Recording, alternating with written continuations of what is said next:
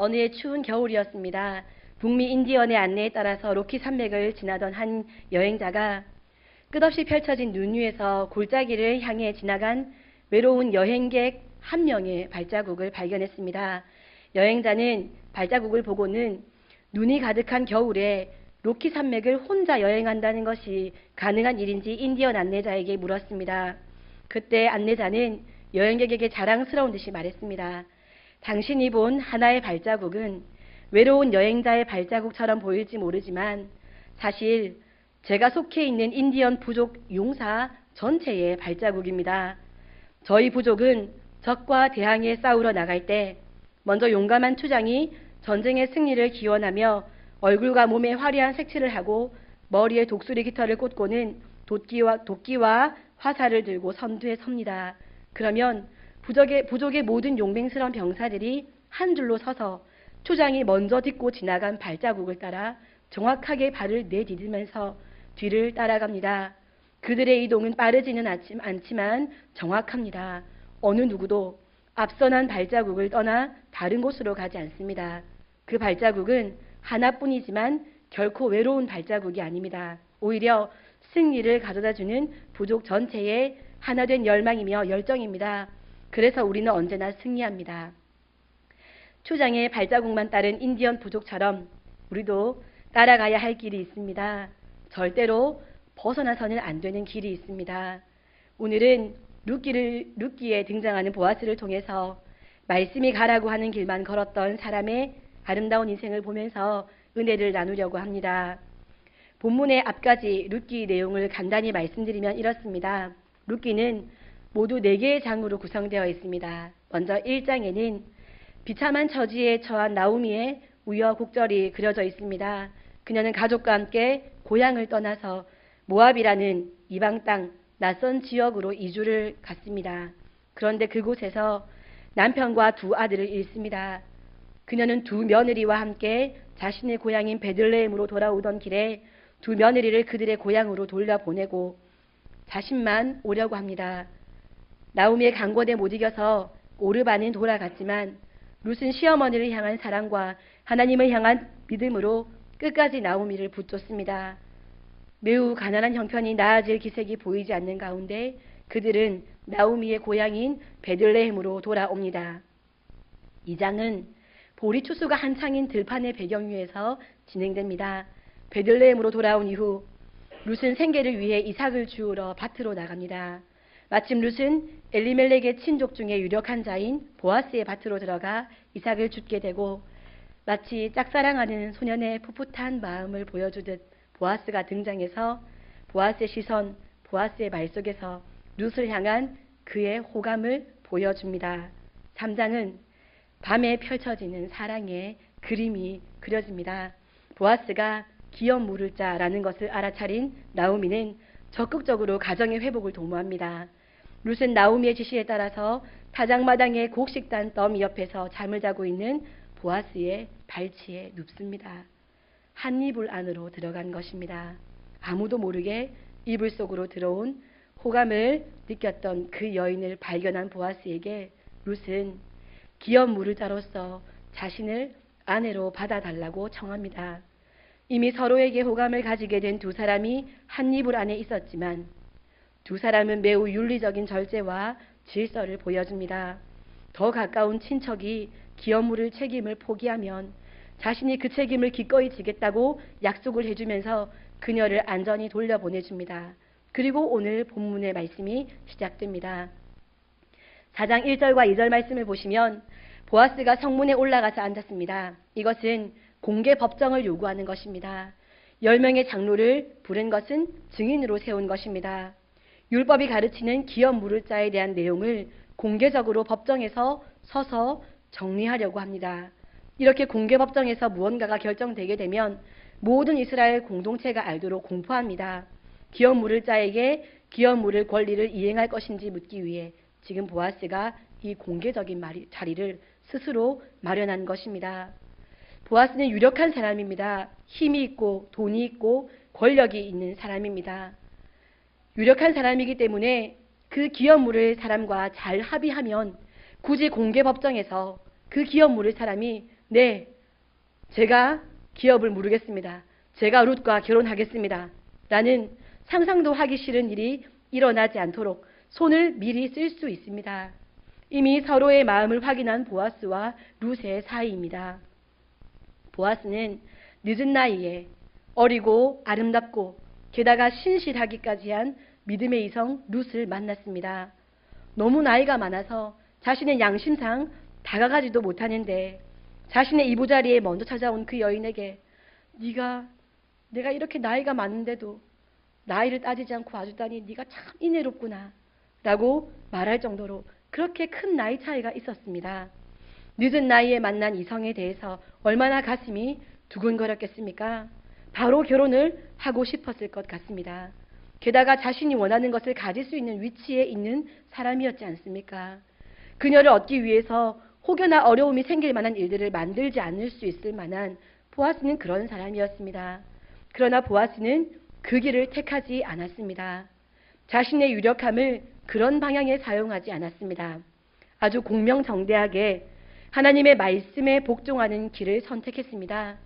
하나님의 말씀의 법을 따라 가장 가까운 친족부터 기업을 무르는 책임을 묻는 것으로 재판정에서 결정되는 것을 따르겠다는 마음으로 이를 이루어 가시고 결정하시는 하나님의 뜻에 순종하겠다는 마음으로 공개 법정을 열었습니다.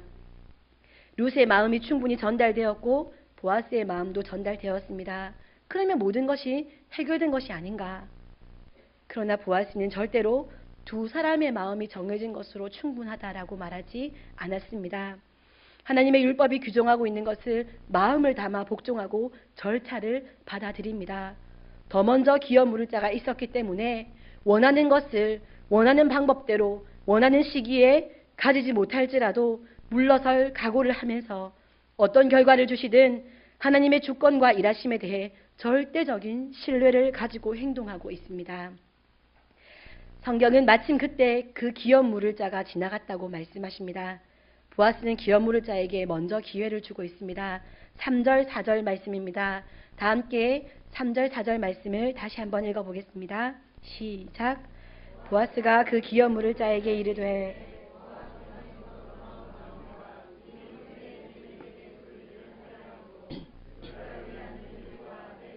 장로들 앞에서 그것을 사라고 만일 내가 물으려면 물으려니와 만일 내가 물으지 아니하려거든 내게 고하여 알게 하라. 내 다음은 나요 그 외에는 물을 자가 없느니라 하니 그가 이르되 내가 물으리라 하는지라. 아멘. 우리 시대의 어려움은 객관적이고 공정한 과정으로 진행되는 일보다 속해 있는 지역, 친분, 졸업한 학교, 인맥에 따라서 지연에 따라서 혹은 습관적으로 이루어지는 그 과정에 따라서 당겨주고 밀어주는 식으로 그렇게 진행되는 것이 마치 사랑이 많은 것처럼 그것이 정인 것처럼 인정이 많은 것처럼 융통성이 있는 것처럼 여기는 것에 있습니다. 그릇이 아닌 사람임에도 그릇을 주는 것입니다. 그래서 받은 그릇을 뒤집어 엎게 됩니다. 그릇을 지킬 깜냥이 되지 않은 사람에게 그릇을 맡겼기 때문입니다. 나라와 사회와 교육과 문화 모든 부분에서 정당한 것, 공개적으로 합당한 것, 각 부분에 맞는 객관적인 능력의 평가가 이루어지는 것이 마치 깐깐하고 융통성 없는 사람의 행동인 양 여겨지는 것이 문제입니다. 오늘날 그리스도인들의 모습을 보면 이러한 세상과 별반 다를 것이 없습니다. 세상이 가지지 못한 분, 우리를 지으신 그 창조주께서 우리 아버지가 되어주셔서 일거수일투족 보호하시고 지키시고 동행하시는데 우리 곁에서 끊임없이 말씀해 주시고 계시는데도 불구하고 세상과 별반 다르지 않는 것 같습니다. 하나님의 말씀이 가자 하시는 곳까지 가지 않고 하나님의 말씀이 멈추기를 원하시는 곳에서 멈추지 않고 환경을 살펴보면서 자기의 소견을 따라서 가기도 하고 멈추기도 합니다. 자신의 열정으로 하나님의 말씀이 원하는 지점을 넘어서기도 하고 자신의 열등감과 나태함으로 하나님의 말씀이 원하시는 곳까지 도달하지 않습니다. 너무 많은 사람들이 시대의 정신과 똑같은 신앙관을 가지고 살아가고 있습니다. 자신의 주관적인 관심과 자신의 평가에 충실합니다. 그리스도인은 달라야 합니다. 우리가 아무리 원해도 말씀이 멈추라고 하시면 멈추어야 합니다. 말씀이 원하시는 곳까지 온전히 가기 위해서 애쓰고 수고해야 합니다. 말씀이 가시는 곳을 따라 똑같은 발자국을 밟으며 걸어야 합니다. 믿음의 선배들의 모습에서 우리가 배워야 할 훌륭한 부분 중에 하나는 성경이 가르치는 지점까지 온전히 가고 싶어 했고, 성경이 멈추기를 원하는 곳에서는 성경이 침묵한 것에 대해서는 더 이상 다루지 않았다는 것입니다. 무엇이 이단입니까? 아들조차 모르고 하나님만 아신다고 성경이 말씀하셨던 종말의 때를 그렇게 궁금해하고 그렇게 알고 싶어 해서 이것이 맞다 주장하며 그것을 추구하며 살아가는 것이 이단입니다. 성경이 침묵한 것에 대해서 침묵할 줄 아는, 성경이 가르치는 것은 살고 싶어서 몸부림을 치는 그런 정확한 질서는 점점 약해져 가고, 사람들이 자신의 주관적인 느낌이나 상태나 감정, 이것을 너무 중요하게 여기는 것이 오늘날 이 시대의 약함과 어리석음, 동시에 악함입니다. 룻과 보아스의 마음이 아무리 확정되었어도 율법, 말씀이 규정하시는 것에 대해 겸손하게 순종하고 따라야 합니다. 하나님께서 이루어 주시지 않으면 안 되는 일이라는 고백으로 살아야 합니다. 행복할 것 같은 길이라고 생각하겠지만 그 길이 행복한 길, 생명의 길이 아니기 때문에 안 되게 하시는 것이라 받아들여야 합니다. 반드시 하고 싶은 결혼이지만 하나님의 뜻이면 할 수 있고 뜻이 아니면 할 수 없다는 것을 받아들여야 합니다. 월권하지 않는 믿음을 가져야 합니다. 오늘 보아스는 성문에 앉아 공정하게 재판을 진행합니다. 내 감정을 섞지 않았습니다. 그 기업물을 자에게 정중하게 자네가 모르겠나? 공개적으로 묻는 것입니다. 만약에 그 사람이 네, 제가 모르겠습니다 라는 말을 들으면 마음은 너무 아프겠지만, 마음에 구멍이 난 것처럼 엄청나게 마음이 아프겠지만, 룻에게는 이 사람과 가정을 이루는 것이 더 행복한 일이기 때문에, 아니 혹은 내가 알 수 없는 어떤 이유가 있다 할지라도 하나님의 구속사역에 그것이 꼭 필요하기 때문에 하나님은 이 일을 그리 진행하셨을 것이다. 보아스의 마음이 그렇지 않았겠습니까? 그런 마음이 있었기 때문에 아주 정중하게 자네가 모르겠나? 하고 물어보았던 것입니다. 예전에 시크릿 가든이라는 드라마가 있었습니다. 혹시 보신 적이 있는지 모르겠는데 거기 나왔던 명대사입니다. 현빈이 이렇게 말했습니다. 이게 최선입니까? 확실합니까? 라고 말하면 그 앞에 있는 상대 배우는 어쩔 줄 모를 모습을 보여주었습니다. 물을 때마다. 이게 최선입니까? 확실합니까? 하면 어쩔 줄 몰라 했습니다. 왜 그럴까요? 우리는 아무리 최선을 다해도 최선을 만들어낼 수 없고 최대한 객관적이려고 해도 절대로 객관적일 수 없기 때문입니다. 우리 안에는 확실한 것이 없습니다. 우리는 모두 죄인이기 때문입니다. 그것을 고백할 수 있는 진실함이 우리 안에 있어야 합니다. 제 안에는 없습니다. 하나님. 하고 고백해야 합니다. 그래야 진정한 최선, 객관성, 확실성, 의로움, 선함, 사랑, 아름다움, 이 모든 것이 오직 하나님 한 분, 그분에게만 있다는 것을 고백하는 겸손이 나올 수 있습니다. 하나님의 뜻이 가장 선하며 의롭다는 것을 인정하는, 그래서 다 이해할 수 없을 때에도 아멘 하는 것이 억울하거나 버겁지 않을 수 있습니다. 이끄시는 손길에 나를 온전히 맡길 수 있습니다. 왜냐하면 그분만 온전하시기 때문입니다. 그러나 오늘날에는 나는 최선을 다했다.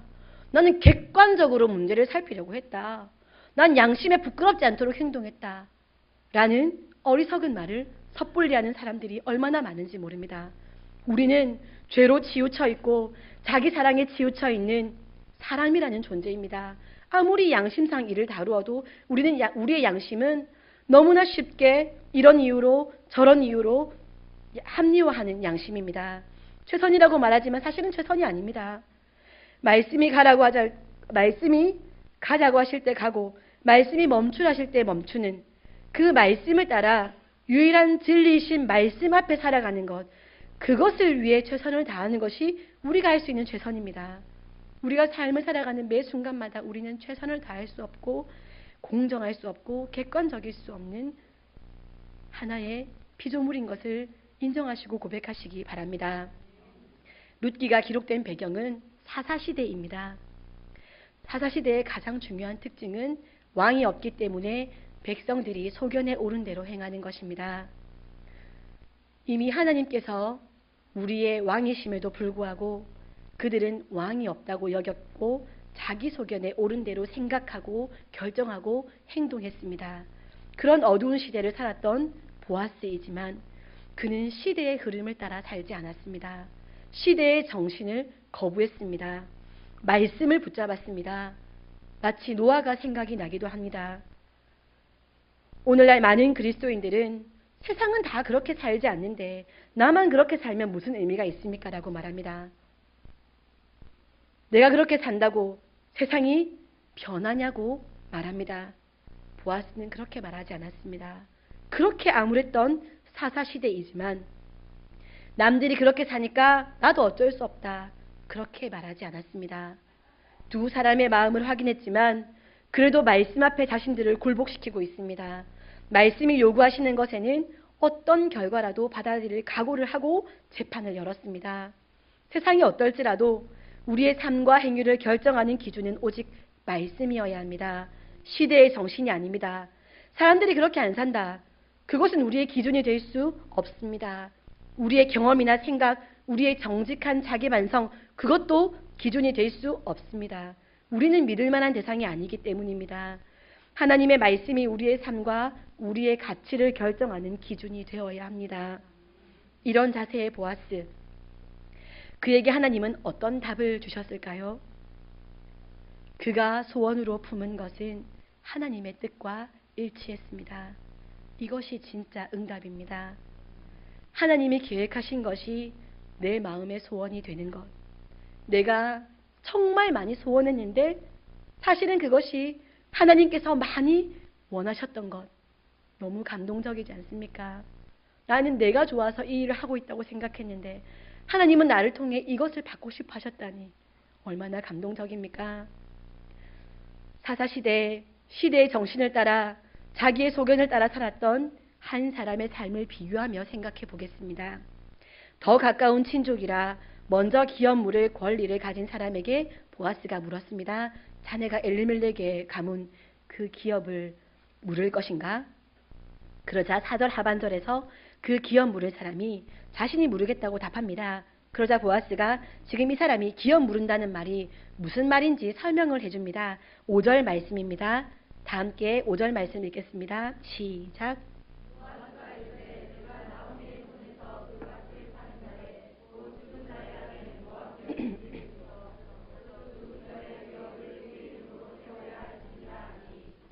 아멘. 내가 만약 기업을 물은다면 룻에게서도 사는 것이 된다. 나오미만 있는 것이 아니라 룻도 있다. 룻이 혹 아기를 낳게 되면 룻이 낳은 그 아기는 너의 성을 따르는 것이 아니라 죽은 말론의 성을 따르는 것이 되고 그 아기가 자라면 내가 돈 주고 산 밭은 그 아이의 소유가 될 것이다. 이 말입니다. 이 구체적인 설명을 다 듣고 난 후에 기업 물을 자가 한 말이 6절에 나옵니다. 6절 다 함께 읽겠습니다. 6절입니다. 시작. 그 기업 물을 자가 이르되 나는 내 기업에 손해가 있을까 하여 나를 위하여 물으지 못하노니 내가 물을 것을 내가 물으라 나는 물으지 못하겠노라 하는지라. 아멘. 내 기업에 손해가 될까 하여 나를 위하여 물으지 못하겠다라고 말합니다. 이 사람의 눈은 내 기업과 나에게 집중되어 있습니다. 지금 이 일, 기업을 물으는 것은 하나님의 말씀에 순종하는 일입니다. 율법에 기록된 약자를 보호하고 회복하는 하나님의 사랑의 법입니다. 하나님의 마음을 기쁘시게 하는 일입니다. 그런데 이 사람의 관점은 하나님께서 기뻐하시는 일인가? 하나님의 말씀이 명령하시는 것인가? 하나님의 뜻에 순종하는 것인가? 여기에 관심이 없습니다. 하나님에 대해서는 관심이 전혀 없습니다. 내 기업에 이득이 되는 일인지, 나에게 도움이 되는지 이것에만 관심이 있습니다. 처음에는 나오미가 연세가 있으니까 나오미에게 속한 밭을 사면 나오미가 어느 정도 모시면 곧 돌아가시게 될 것이고 그러면 그 밭은 내 것이 될 것이니까 사겠다고 말했는데 젊은 여인 룻이 있다는 것을 생각하지 못했습니다. 룻은 30년 이상 돌봐야 하고 혹시라도 룻이 아이를 낳게 되면 자신이 돈 주고 산 밭이 그 아이의 밭이 됩니다. 이 일이 자신에게 이득이 되는지 손해가 되는지 살펴보고 있습니다. 동시에 나를 위하는 것이 아니라 상대를 위하는 것이라면 나는 하지 않겠다고 말합니다. 그러니 나는 못한다. 네가 해라 라고 말합니다. 나에게 손해가 되는 일이면 너 보아스에게도 손해가 되는 일입니다. 손해가 되는 건 네가 라는 것입니다. 네가 손해보는 것은 상관없습니다. 사사시대의 관점, 오늘의 이 시대에서도 너무 잘 볼 수 있는 관점입니다. 무언가를 볼 때 그것이 나에게 손해인지 이득인지를 계산해보고 따져보고 나를 위하는 것인지 나를 위하는 것이 아닌지 따져서 선택하려고 합니다. 하나님을 기쁘시게 하는 것인가? 그것은 안중에도 없습니다. 게다가 룻이라는 여인의 이야기는 온 동네에 소문이 자자했습니다. 이스라엘 여인이 아니라 모압의 여인인데 시어머니 나오미를 사랑하는 마음으로 이 땅까지 온 모압 여인 룻. 많은 사람들의 마음에 감동이 있었습니다. 그러나 이 기업 물을 자는 이 복된 사랑의 가정에 동참할 마음이 없고 게다가 가장 약자가 된 가까운 친족인 엘리멜렉 가문에 대해 안타까이 여기는 마음, 가난하고 불쌍한 과부가 된 우리의 친족을 향한 긍휼히 여기는 마음 전혀 없습니다. 아무 관심 없습니다. 오로지 내게 이득이 되는 일인가? 나를 위한 일인가? 이것만 생각합니다. 이렇게 눈이 닫혀 있어서 정말로 중요한 것은 다 놓치고 있습니다. 이 복되고 좋은 일에 나도 동참하고 있는가? 친족의 아픔에 무언가 조금이지만 도움이 될 수 있을까? 무엇보다 하나님께서 이 일을 기뻐하시는가? 이런 복된 것, 가장 중요한 것은 다 놓치고 있습니다. 부자가 되어야 한다. 돈을 벌어야 한다. 돈을 모아야 한다. 내가 높아져야 한다. 세상은 끝없이 이윤을 남기고 돈을 버는 이야기, 명예를 남기고 이름을 남겨야 한다고 말합니다. 자기를 위하라고, 성공한 인물이 되라고, 다양한 부분에서 찬사받는 인물이 되라고 가르칩니다. 이를 위해 다른 사람의 아픔을 살펴보는 여유와 사랑과 긍휼의 마음은 빼앗습니다. 오히려 타인에게 내가 생명에 손해를 끼치더라도 나는 이득을 봐야 한다 라고 가르칩니다. 그러나 성경은 그렇게 가르치지 않습니다. 자신을 위해서 이득이 되는 것만 잘 계산하고 잘 선택해서 살았던 이 사람의 이름이 무엇인지 본문 1절에서 말씀하십니다. 보아스가 이 사람을 뭐라고 부르고 있습니까? 아무개요. 우리말로 바꾸면 어이 거기 입니다. 보아스가 이 사람의 이름을 몰라서 그렇게 불렀을까요? 그의 가까운 친족이었습니다. 이름을 모를 리가 없습니다. 그렇다면 보아스가 그 친족을 무시해서 이름을 부르지 않고 어이! 라고 불렀을까요? 보아스는 일하는 일꾼들에게도 매너가 넘치는 성숙된 인품을 가진 사람이었습니다. 성서학자들은 보아스가 이 사람을 어이라고 부른 것이 아니라고 봅니다. 룻기의 저자가 성경에 그의 이름을 기록해 놓지 않은 것입니다. 이 시대는 이 당시는 여인들의 이름이 등장하지 않던 때입니다. 그런데 이 장을 보면 오르바라는 여인의 이름이 기록되어 있습니다. 오르바는 룻처럼 시어머니를 따라온 며느리가 아닙니다. 끝까지 시어머니를 사랑하여 믿음을 따라 행하지 않았던, 다시 세상으로 떠났던 여인입니다. 그런데 그 여인의 이름은 성경이 기록해 주었습니다. 그런데 남자이고 기업 물을 사람인 이 사람의 이름은 아무개입니다. 이 사람은 이름을 거명할 가치도 없다는 것입니다. 신앙의 후손들이 알 가치도 없는 이름이라고 말하는 것입니다. 그냥 어이인 줄만 알면 됩니다. 세상은 내 이름을 남기라고 나를 위하여 내 기업을 위하여 살라고 말하는데, 그래서 자기 이름을 위해 자기 기업을 위해 피해볼 일은 1도 안 하겠다고 잘 계산해서 결정해서 사는 것처럼 보이는데 성경은 이름을 기록도 하지 않고 있습니다. 8절 말씀을 보시면 이후에 이 아무개는 신을 벗습니다. 권리를 양도한 것입니다. 권리를 양도받은 후에 보아스가 이 재판을 정리하는 말은 너무 멋있습니다. 다 함께 다시 한번 읽어보겠습니다. 9절 10절 말씀입니다. 시작.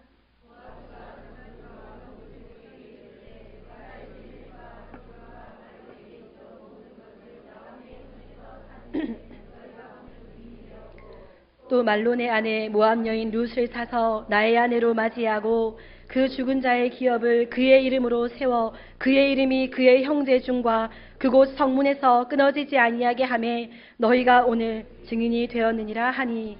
아멘. 보아스의 표현을 보면 내 기업, 내 이름을 위한 것이 아니라 엘리멜렉과 기럨과 말론의 이름을 위해서 그들의 모든 소유를 삽니다. 그들의 이름을 세우고 그들의 기업이 끊어지지 않게 하는 것이 보아스의 핵심입니다. 손해입니다. 계산에 빠른 사람이 뻔히 계산해 놓은 데이터가 쫙 나옵니다. 그런데 삽니다. 하나님의 말씀이기 때문입니다.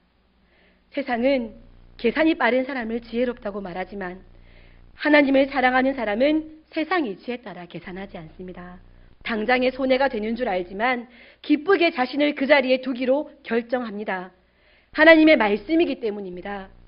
하나님은 그런 사람을 절대로 손해보도록 하시지 않으십니다. 이런 삶을 살아온 사람이었기에 보아스는 우리가 알고 있는 그 보아스가 되었습니다. 말씀을 따라 하나님의 뜻을 따라 사는 사람이었기 때문에 지금의 유력한 보아스가 되었습니다. 보아스의 수식어인 유력자는 돈이 많고 권력을 가지고 힘이 있는 사람에게만 주는 수식어가 아닙니다. 그 힘을 뒷받침해주는 도덕적인 자질이 구비되어 있다 하는 뜻이 포함되어 있습니다.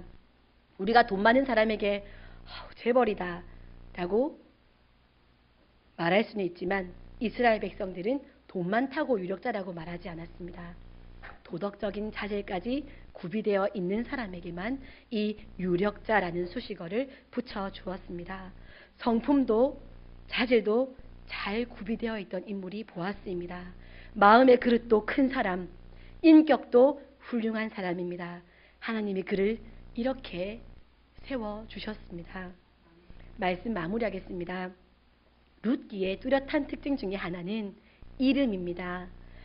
엘리멜렉 뜻은 나의 하나님은 왕이시다. 나오미 뜻은 나의 기쁨입니다. 이들은 이름에 걸맞지 않은 삶의 형편 가운데 힘들어했지만 결국 룻기의 마지막 사장까지 이르면 그들은 이름의 의미를 찾은 셈이 됩니다. 말론 이름의 뜻이 병약한 자입니다. 기럨 이름의 뜻은 폐결핵, 멸망입니다. 이 두 아들은 자식조차 없이 젊은 나이에 죽었습니다. 오르바 이름 뜻이 등지다입니다. 그녀는 이름의 뜻처럼 뒤돌아서서 떠나갔습니다. 룻은 친구, 동료, 여자친구라는 뜻입니다. 외로운 나오미에게 친구가 되었고 보아스에게 사랑스러운 여자친구가 되었습니다. 오벳 이름 뜻은 섬기는 자, 종입니다. 나오미와 룻을 섬기는 역할을 충실히 감당했던 아들이고 손자였습니다. 그리고 오늘 본문에 등장하는 아무개 이름을 알 수가 없어서 그냥 가까운 친족이고 너무 중요한 인물인데도 룻기 저자로부터 이름을 거명할 가치조차 없는 사람이라고 기억할 필요도 없는 사람으로 외면당했습니다. 반면 보아스의 이름 뜻은 궁금하시지요? 보아스의 이름의 뜻은 재빠름, 강함입니다. 나오미가 룻에게 보아스가 오늘 이 기업물을 일을 성취하기 전에는 쉬지 아니하리라라고 말했습니다. 그렇게 말할 정도로 그는 재빠르게 움직이는 성품을 가지고 있었습니다. 더디게 일하고 게으르게 미루는 사람이 아니었습니다. 더하여 그는 강한 자였습니다. 이 일 저 일 손해보는 어리숙한 사람, 계산이 느린 사람이 아니라 하나님의 법이라면 자신의 감정도 다스리는 강한 사람이었습니다. 하나님의 법을 위해서 하나님의 뜻이 있는 곳이라면 돈이라는 도구 아까워하지 않고 손해인 줄 알지만 흔들리지 않고 돈 드릴 수 있는 강한 사람이었습니다. 우리말에 호랑이는 죽어서 가죽을 남기고 사람은 죽어서 이름을 남긴다는 말이 있습니다. 자기 이름을 남기기 위해 애를 쓰며 사는 인생들이 너무나도 많습니다. 안타깝게도 오늘날에는 그리스도인들이 그 욕구가 더 심한 것 같습니다. 사랑하는 성도 여러분, 누가 우리의 이름을 기억해 주면 좋겠습니까? 세상 사람들 우리의 이름을 기억해 줘봤자 우리가 산 인생 80년 정도 기억하겠습니까? 우리의 마음 깊은 곳까지 알고 기억해 주겠습니까? 아주 피상적으로 우리를 기억할 뿐일 것입니다. 세상에 이름을 남기는 것은 그리 대단한 일이 아닙니다. 동시에 하나 더 질문을 드립니다. 하나님께서 우리의 이름을 어떻게 기억해 주시면 좋으시겠습니까? 아무개입니까? 보아스입니까? 아마 우리 교회 성도님들은 하나님께서 기뻐하시고 하나님께 인정받는 이름을 가지는 것이 좋다고 여기실 것입니다. 맞습니다. 이 땅에서 그리고 저 천성에서 참되신 분, 영원하신 분, 오직 한 분, 그분 앞에 옳다, 네가 옳다 칭함받는 것이 가장 중요한 일입니다. 한 번 살고 끝나는 인생입니다.